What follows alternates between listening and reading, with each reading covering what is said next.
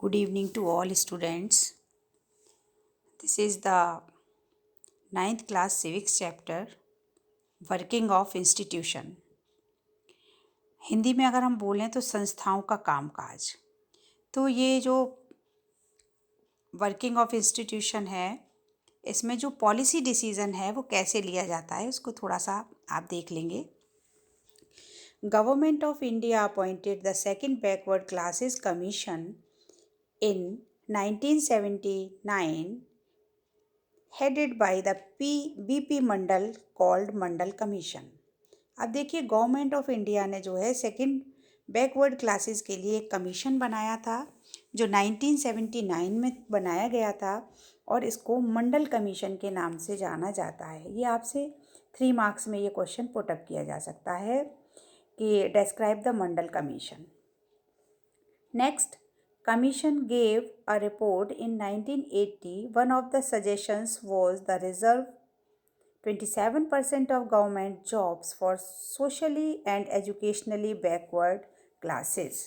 अब देखिए जो बैकवर्ड क्लासेस थी उनके लिए चाहे वो एजुकेशन हो या फिर जॉब हो, गवर्नमेंट जॉब, इसमें जो शेड्यूल कास्ट के जो लोग थे उनके लिए 27% जॉब जो है वो रिज़र्व कर दी गई थी. ये कमीशन ने अपनी एक रिपोर्ट 1980 में बनाकर तैयार की थी. नेक्स्ट देखेंगे, parliament discuss this for many years. अब बहुत दिनों तक इस पर चर्चा हुई, बातचीत हुई. कैसे हुई? मैंने आपको बताया था लोकसभा ने सबसे पहले विधेयक जो बिल था वो राज्यसभा में भेजा, देन फिर लोकसभा में आया. तो कोई पॉलिसी का जो डिसीज़न होता है वो कैसे होता है ये हम आपको बताने की कोशिश कर रहे हैं. On 6th August 1990, the cabinet decided to implement and the Prime Minister announced it in both houses of parliament. 6 अगस्त 1990 को कैबिनेट ने ये डिसाइड कर लिया कि इसको एक कानून बनाना चाहिए और प्रधानमंत्री ने उसको दोनों सदनों में पास कर दिया. यानी कि पार्लियामेंट के जो दोनों हाउस थे, लोकसभा और राज्यसभा, उसमें इस बिल को पास किया गया. इसके बाद आगे देखेंगे, the senior officers drafted an order signed by an officer at it became the memorandum issued on 13 August 1990. और इस तरह से 13 अगस्त 1990 को बच्चों ये एक विज्ञप्ति बनकर तैयार हुई, ऑर्डर पास हुआ. अब ऑर्डर पास होने के बाद there was a heated debate on the issues and it was finally taken to the Supreme Court. और लास्ट डिसीजन सुप्रीम कोर्ट का हुआ. इस पर बहुत ज़्यादा बहस हुई और बहस के बाद ये डिसाइड किया गया कि इसको एक कानून बना देना चाहिए. तो एक जो मंडल आयोग की रिपोर्ट थी उससे हमने एक कानून बना दिया और 27% का रिजर्वेशन हमने SC को दे दिया. आगे देखेंगे हमारे जो पॉलिटिकल इंस्टीट्यूशन है वो किस तरह से काम करते हैं, उनको ज़रा ध्यान से देखेंगे. पॉलिटिकल इंस्टीट्यूशन को देखिए ज़रा. Government has to perform various duties, formulate policies and implement them. Government हमारे के लिए तरह तरह की ड्यूटीज़ निभाती है, फॉर्मूले को अप्लाइड करती है और पॉलिसी हमारे लिए लेकर आती है. नेक्स्ट,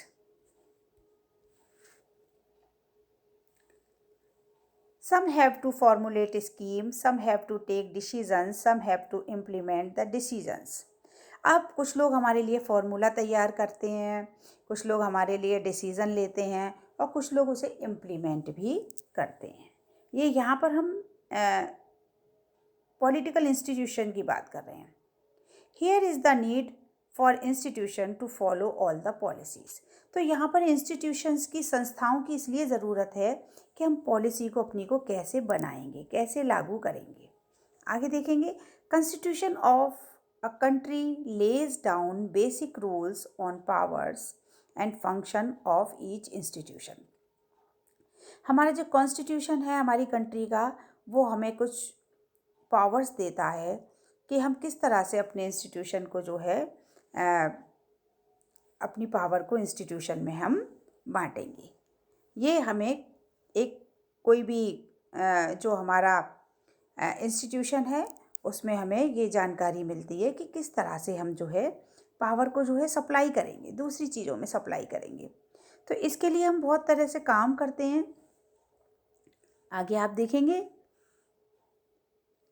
हमारे पास the houses of parliament is divided into 2 parts, first Lok Sabha and second Rajya Sabha.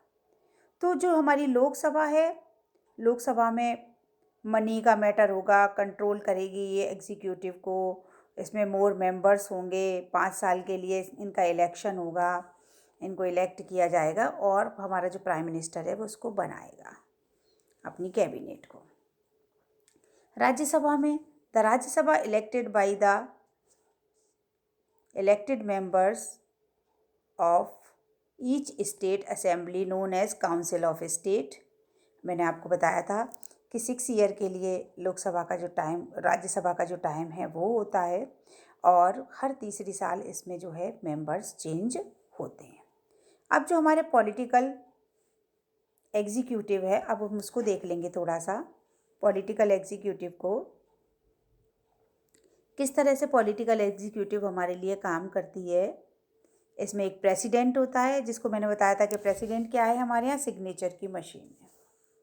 इसके बाद जो पॉलिटिकल लीडर्स होते हैं वो लोगों के द्वारा चुने जाते हैं, who act on their behalf and responsible to the public who elected them, they take all decisions understand the overall picture. यानी कि जो हमने पॉलिटिकल एग्जीक्यूटिव हैं वो हमारे कहाँ से तैयार हुए हैं, जो हमारे यहाँ इलेक्शन होते हैं 5 ईयर्स के, उसके बेस पर हम जो है अपने एमएलए और एमपीज़ का चुनाव करते हैं और उसके बाद अपनी सरकार बनाते हैं। फिर second category is called the permanent executive consisting of civil servants. They help the political executive in a carrying out of the day to day work. They are experts but do not take the final decisions. Second category में हम permanent executives की बात करते हैं। ये हमारे civil servants होते हैं, जैसे कि हम डीएम को कह सकते हैं, लेकिन ये डिसीज़न नहीं ले सकते। डिसीज़न कौन लेगा? Prime minister has 3 kind of minister to help him. अब प्राइम मिनिस्टर ही सारे डिसीज़न लेता है। इसके पास 3 तरह के कैबिनेट मिनिस्टर्स होते हैं। कैबिनेट मिनिस्टर्स होते हैं, मिनिस्टर्स ऑफ स्टेट होते हैं और डिप्टी मिनिस्टर होते हैं। आपसे क्वेश्चन किया जा सकता है कि प्राइम मिनिस्टर किन 3 टाइप्स के जो मिनिस्टर्स हैं उनकी जो है एक संस्था बनाता है या इंस्टीट्यूशन बनाता है, तो वो कैबिनेट मिनिस्टर्स होते हैं, मिनिस्टर्स ऑफ स्टेट्स होते हैं और डिप्टी मिनिस्टर होते हैं। यहाँ से भी आपको क्वेश्चन मिल जाएगा। फिर जो हमारा प्राइम मिनिस्टर है उसकी जो पोजीशन है वो सुप्रीम है। He chooses his cabinet and his decision is final except in the coalition government. Coalition government का मीन्स एक मेजॉरिटी की गवर्नमेंट। जब हम कभी हमारे पास इलेक्शन में इतने हमको सीट्स नहीं मिल पाती हैं कि हम अपनी खुद की सरकार बनाएं, देन तब हम क्या करते हैं, अदर पॉलिटिकल पार्टीज से हाथ मिलाते हैं और एक मिली जुली सरकार बनाते हैं, जिसको इंग्लिश में कहते हैं कोलिशन गवर्नमेंट या मेजॉरिटी वाली गवर्नमेंट। तो ये जो मेजॉरिटी वाली गवर्नमेंट है इसके पास डिसीज़न लेने की जो राइट है वो नहीं होता है। Where he has to listen to other party members, क्योंकि उसको दूसरी पार्टी के मेंबर से भी सलाह लेनी पड़ती है।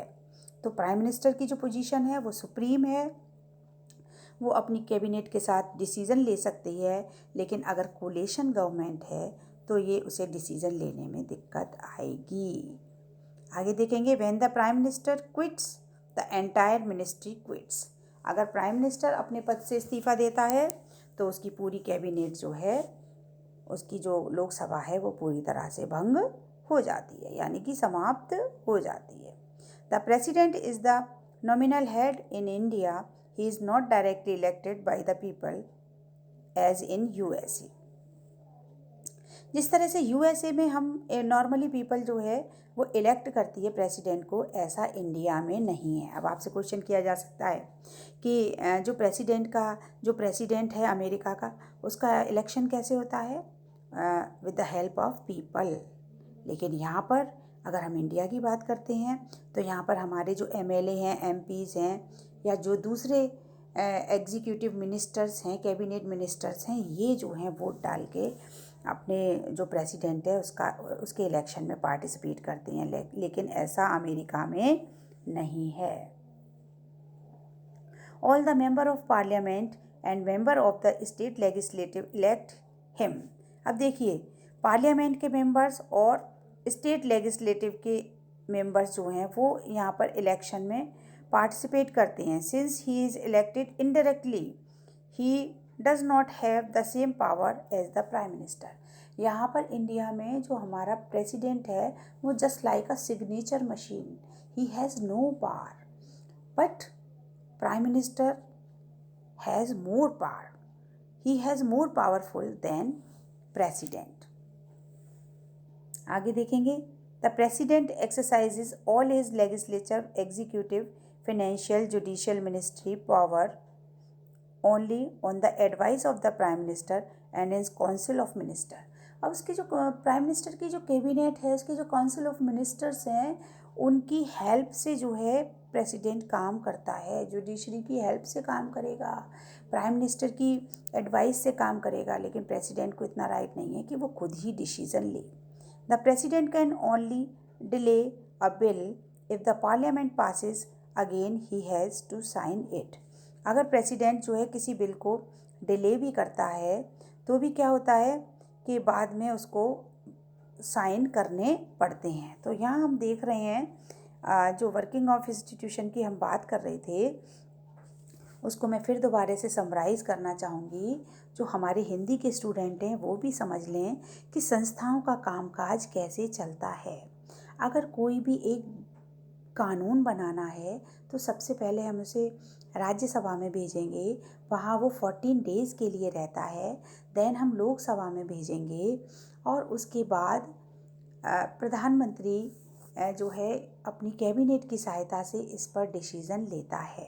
हमारे जो लोकसभा के चुनाव होते हैं वो 5 साल बाद होते हैं और हमारे जो राज्यसभा के चुनाव होते हैं वो हर 6 साल का उसका टाइम पीरियड होता है और हर 3rd ईयर जो है उसमें नेता बदलते रहते हैं। हमारा जो प्राइम मिनिस्टर है वो मोर पावरफुल है, लेकिन हमारा जो प्रेसिडेंट है वो पावरफुल नहीं है। हमारा जो प्रेसिडेंट है उसका इलेक्शन के समय उसको वोटिंग राइट एमएलए और एमपी का होता है, लेकिन हम अब जब अमेरिका की बात करते हैं तो इस समय जो वोटिंग राइट होता है उनके पास वो होता है जनता का। अमेरिका में जनता चुनाव में भाग लेती है, इसलिए जो अमेरिका का प्रेसिडेंट है वो इंडिया के प्राइम मिनिस्टर के बराबर उसके पास पावर होती है। ये चैप्टर आप लोगों का बहुत इम्पॉर्टेंट है, आपके एग्ज़ाम बहुत पास हैं। इसको आप वीडियो में देखिए और सब्सक्राइब भी करिए, चैनल को लाइक भी करिए।